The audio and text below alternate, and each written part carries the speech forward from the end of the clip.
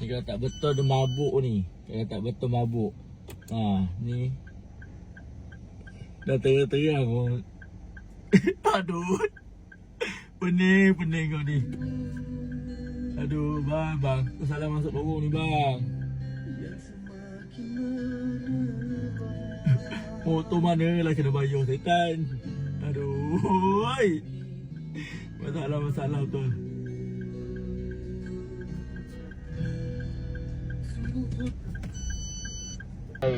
Pening dah tahu lorong motor sana.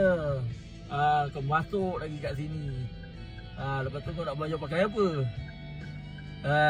Itulah. Ni tak mabuk kena ketom. Dua. Dah mana pula dia nak pusing situ. Boleh lah bang. Okey. Boleh je. Bergasak. Oh ni lah bang. Dengar aku sekali tak detect